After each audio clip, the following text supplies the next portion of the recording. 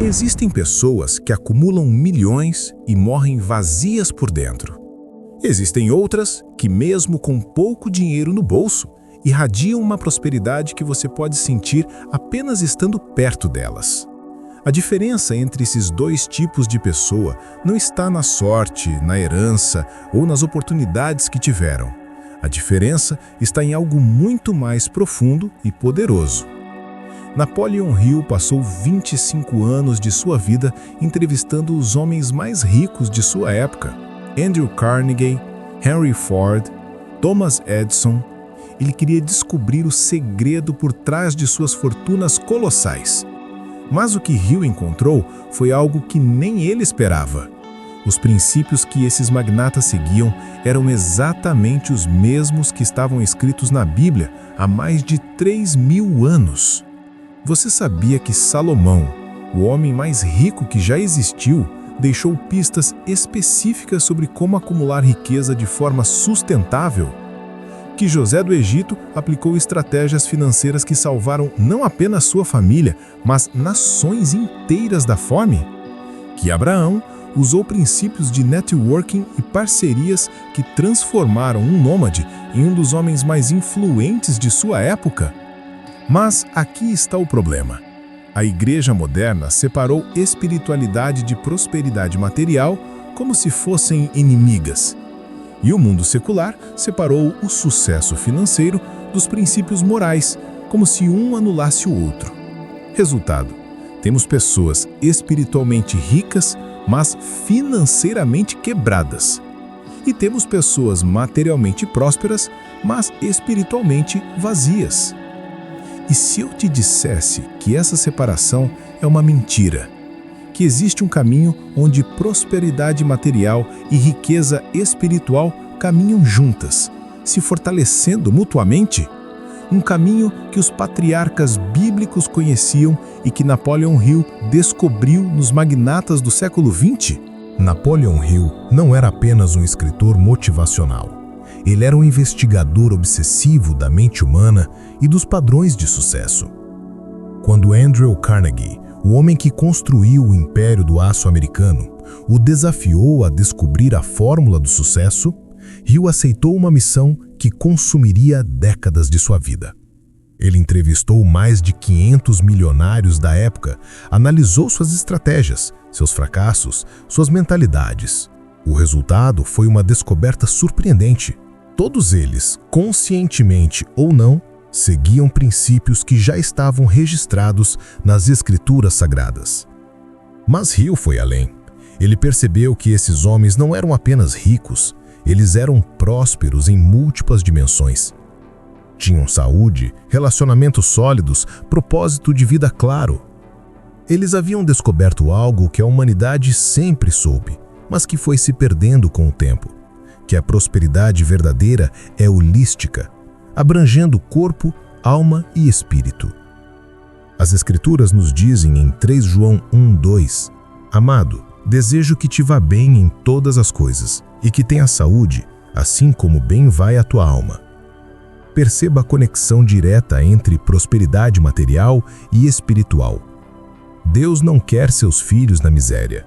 Ele quer que prosperem em todas as áreas da vida. Hill descobriu que os verdadeiramente prósperos não enxergavam o dinheiro como um fim, mas como uma ferramenta para cumprir propósitos maiores. Eles entendiam que a riqueza sem propósito é como um carro potente sem destino. Muito barulho, muito combustível queimado, mas nenhum lugar para chegar. Os 7 princípios que você está prestes a conhecer não são teorias abstratas. São padrões práticos e comprovados que funcionaram para reis bíblicos, patriarcas, magnatas industriais e continuam funcionando hoje para quem tem coragem de aplicá-los. Princípios que conectam o céu e a terra, o sagrado e o prático, a fé e as finanças. Mas antes de mergulharmos nesses princípios, precisamos enfrentar uma verdade desconfortável. Você já se sentiu como se estivesse correndo numa esteira, se esforçando cada vez mais, mas sempre no mesmo lugar? Como se não importasse quantas horas trabalhasse ou quantas estratégias tentasse, a prosperidade genuína continuasse sendo uma miragem distante. Talvez você tenha crescido ouvindo que dinheiro é a raiz de todo mal, que pessoas prósperas são necessariamente gananciosas, ou que a pobreza é uma virtude espiritual. Ou talvez tenha absorvido a mentalidade oposta, que sucesso financeiro é tudo que importa, mesmo que custe sua família, sua saúde ou sua integridade. Essas duas visões extremas criaram uma ferida profunda na alma da humanidade. De um lado, pessoas espiritualmente sinceras, que se sabotam financeiramente por acreditarem que prosperidade é pecado. Do outro, pessoas que vendem a alma em troca de números numa conta bancária, só para descobrir que construíram uma prisão dourada. Provérbios 13:7 nos alerta: há quem se faça rico não tendo nada, e quem se faça pobre havendo grande riqueza. Você conhece pessoas assim? Indivíduos que aparentam ter tudo, mas vivem atormentados por ansiedade, vazio existencial, relacionamentos destruídos.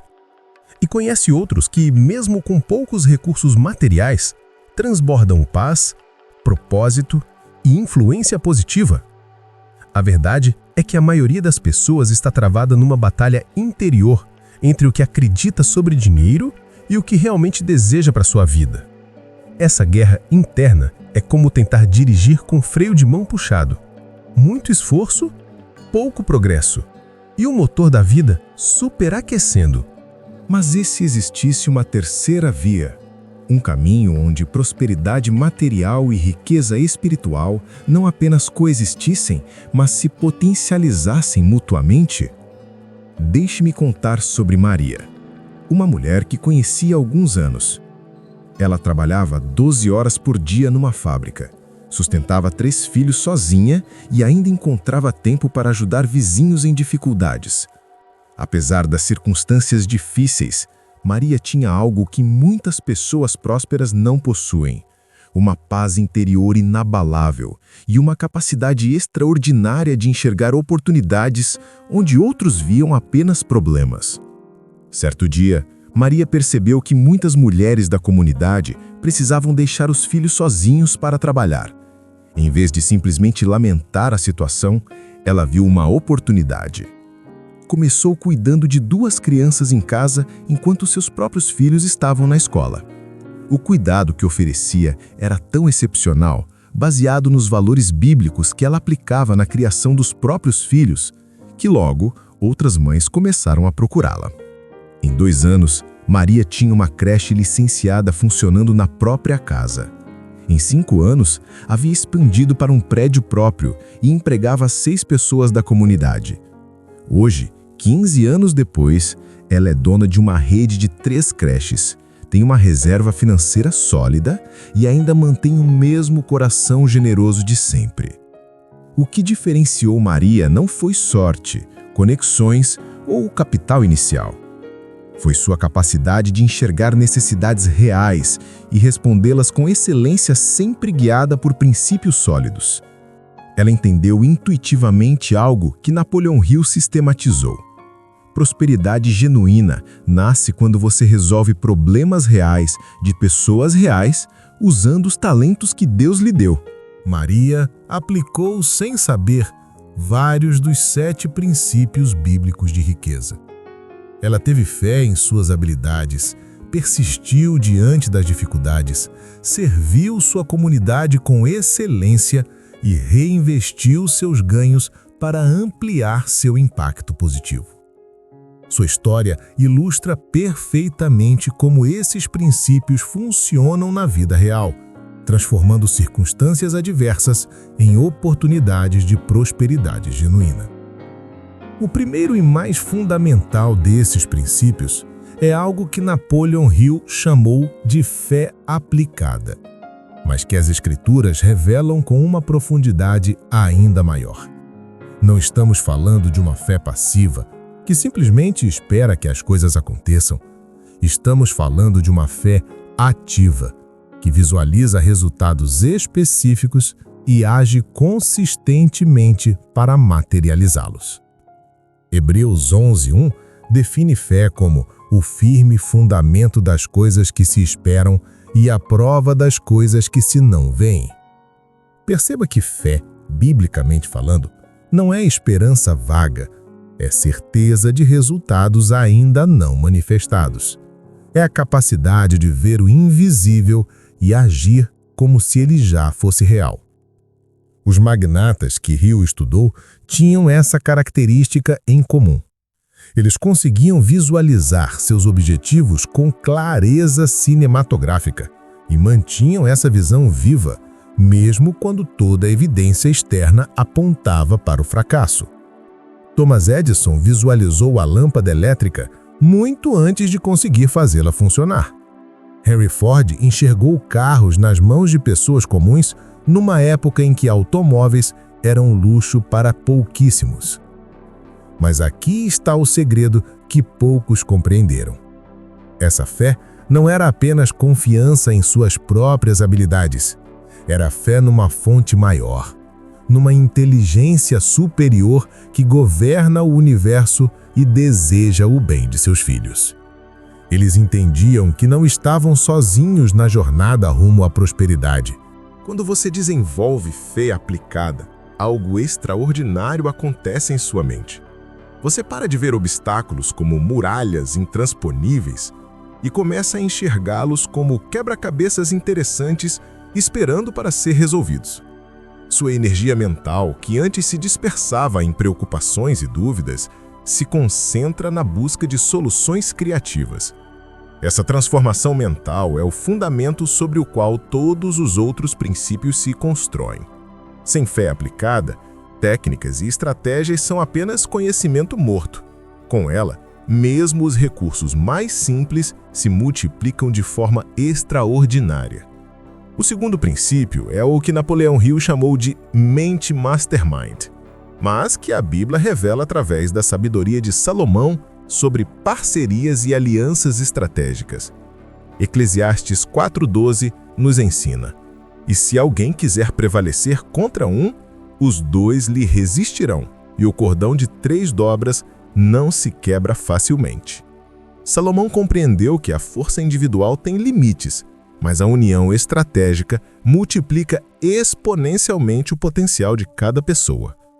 Napoleão Hill descobriu que todos os grandes acumuladores de riqueza formavam grupos de pessoas complementares, o que ele chamou de Mastermind Groups. Essas não eram parcerias casuais, mas alianças cuidadosamente planejadas, onde cada membro contribuía com conhecimentos, habilidades e recursos únicos para o benefício comum. Andrew Carnegie, por exemplo, cercou-se de especialistas em metalurgia, engenharia, marketing e finanças. Ele não tentou ser expert em tudo. Ele se especializou em identificar talentos e criar sinergia entre eles. O resultado foi um império industrial que durou gerações. Mas o conceito bíblico vai ainda mais fundo. Quando 2 ou mais pessoas se unem com propósitos alinhados e valores compartilhados, algo misterioso acontece. Jesus disse em Mateus 18:20, "Porque onde estiverem 2 ou 3 reunidos em meu nome, aí estou eu no meio deles." Existe uma força espiritual que se manifesta quando pessoas de boa vontade se unem para propósitos construtivos. Você já percebeu como algumas conversas deixam você energizado e cheio de ideias, enquanto outras drenam sua motivação? Isso não é coincidência. As pessoas com quem você se associa influenciam diretamente sua capacidade de prosperar. Elas podem elevar seu padrão de pensamento ou rebaixá-lo para o nível delas. Os prósperos compreendem que tempo e energia mental são seus recursos mais valiosos. Por isso, eles são extremamente seletivos com quem compartilham esses recursos. Eles buscam ativamente pessoas que os desafiem a crescer, que complementem suas fraquezas e que compartilhem valores fundamentais semelhantes. O terceiro princípio encontra sua expressão mais poderosa na história de José do Egito, um homem que transformou a adversidade mais cruel em prosperidade extraordinária através de algo que Hill chamou de transmutação do desejo sexual e que a Bíblia revela como domínio próprio e canalização da energia vital para propósitos elevados. José tinha tudo para ser apenas mais uma vítima das circunstâncias. Vendido pelos próprios irmãos, falsamente acusado pela esposa de Potifar, esquecido na prisão por anos. Mas ele possuía algo que seus algozes não conseguiram roubar: a capacidade de transformar energia emocional em energia criativa produtiva.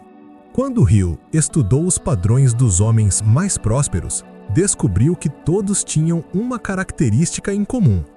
Eles canalizavam suas paixões e desejos mais intensos para a construção de seus impérios. Em vez de permitir que a energia sexual e emocional se dispersassem em prazeres momentâneos, eles a direcionavam para objetivos de longo prazo. Isso não significa reprimir desejos naturais, mas sim elevá-los a um patamar superior. Gálatas 5:22-23 fala do fruto do Espírito: amor, gozo, paz, longanimidade, benignidade, bondade, fé, mansidão e temperança. Perceba que temperança, domínio próprio, é o último da lista, como se fosse a coroação de todas as outras virtudes. José dominava suas emoções em vez de ser dominado por elas. Quando a esposa de Potifar tentou seduzi-lo, ele não apenas recusou, ele transformou essa provação em uma oportunidade de demonstrar integridade que eventualmente o levou ao palácio do faraó. Quando foi esquecido na prisão, ele usou esse tempo para desenvolver habilidades de liderança e interpretação, que o tornaram indispensável. Os verdadeiramente prósperos aprendem a alquimia emocional, transformar raiva em determinação, frustração em inovação, rejeição em motivação para provar seu valor. Eles não negam suas emoções, eles as refinam e as direcionam como um laser focado em objetivos específicos. Esse princípio separa aqueles que constroem fortunas duradouras daqueles que ganham e perdem dinheiro ciclicamente, sempre à mercê de impulsos não controlados. O quarto princípio encontra sua mais perfeita demonstração na vida de Abraão, o homem que Hill reconheceria como o maior empreendedor da antiga história. Abraão compreendeu algo que poucos entendem. A prosperidade duradoura não vem de acumular recursos, mas sim de semear valor na vida de outras pessoas, de forma consistente e estratégica. Quando Abraão recebeu o chamado para deixar sua terra natal, ele não partiu sozinho. Gênesis 12:5 nos conta que tomou Abrão a Sarai, sua mulher, e a Ló, filho de seu irmão, e todos os bens que haviam adquirido e as almas que lhes acresceram em Harã. Perceba a expressão, almas que lhes acresceram. Abraão já havia aprendido que a verdadeira riqueza está nas pessoas que você agrega à sua jornada. Onde quer que Abraão chegasse, ele não apenas construía altares para adoração, mas estabelecia redes de relacionamentos baseadas em benefício mútuo. Ele não era apenas um nômade rico, ele era um construtor de civilizações, um agregador de valor em grande escala. Reis faziam alianças com ele. Povos inteiros eram abençoados através da sua presença. Napoleão Hill descobriu que os magnatas mais bem-sucedidos seguiam exatamente o mesmo padrão. Andrew Carnegie não se contentou em fazer dinheiro. Ele criou oportunidades para que dezenas de outros homens também se tornassem milionários. Henry Ford não apenas vendeu carros, ele revolucionou as condições de trabalho dos seus funcionários, pagando salários que permitiam que eles próprios comprassem os produtos que fabricavam. Esse princípio vai muito além de networking superficial ou estratégias de marketing. É sobre desenvolver uma mentalidade de abundância que naturalmente procura maneiras de elevar o padrão de vida de todos ao seu redor. Quando você opera dessa forma, não precisa perseguir oportunidades. Elas são magneticamente atraídas para você. E, finalmente, o 7º princípio, a mente cósmica. A capacidade de se conectar com a inteligência superior que governa o universo. João 10:10 promete: Eu vim para que tenham vida e a tenham com abundância. Quando você alinha seus objetivos materiais com propósitos espirituais elevados, você acessa recursos que vão muito além de suas limitações individuais. Estes não são apenas conceitos teóricos, são ferramentas práticas que você pode começar a aplicar hoje mesmo. Se este conteúdo fez sentido para você, inscreva-se no canal para continuar essa jornada de descoberta. Compartilhe este vídeo com alguém que precisa conhecer esses princípios. E deixe nos comentários qual desses 7 princípios mais impactou sua percepção sobre prosperidade. A jornada que você acabou de perceber não é apenas sobre dinheiro, é sobre se tornar a pessoa que você foi criado para ser. Napoleon Hill gastou 25 anos descobrindo o que as Escrituras sempre souberam. Prosperidade verdadeira é o resultado natural de viver alinhado com as leis universais que governam o sucesso. Você agora possui os mesmos princípios que transformaram pastores em reis, escravos em primeiros ministros e homens comuns em magnatas industriais. Mas conhecimento sem aplicação é como uma semente que nunca foi plantada, cheia de potencial, mas sem frutos. O que diferenciará você daqui para frente não será o que você sabe, mas o que você faz com o que sabe. Cada um desses 7 princípios é como um músculo que se fortalece com o uso. Comece aplicando um de cada vez, permitindo que se tornem parte natural de quem você é. Lembre-se, Deus não tem prazer na pobreza de seus filhos. Ele deseja que você prospere, que seja uma bênção para sua família, sua comunidade e para as gerações que virão depois de você. Deuteronômio 8:18 nos lembra: Antes te lembrarás do Senhor teu Deus, que é Ele, o que te dá força para adquirires riqueza. A prosperidade que você busca não é um destino, é uma jornada de crescimento constante, onde você se torna cada vez mais capaz de abençoar outros através de suas conquistas. É um caminho onde sucesso material e riqueza espiritual se entrelaçam, criando uma vida de significado profundo e impacto duradouro. Os patriarcas bíblicos trilharam esse caminho. Os magnatas que Hill estudou redescobriram essas verdades. Agora é sua vez de escrever sua própria história de prosperidade genuína, baseada não em sorte ou oportunismo, mas em princípios eternos que nunca falham para aqueles que os aplicam com fé e persistência. Sua jornada rumo à prosperidade bíblica começa agora. Que Deus te abençoe.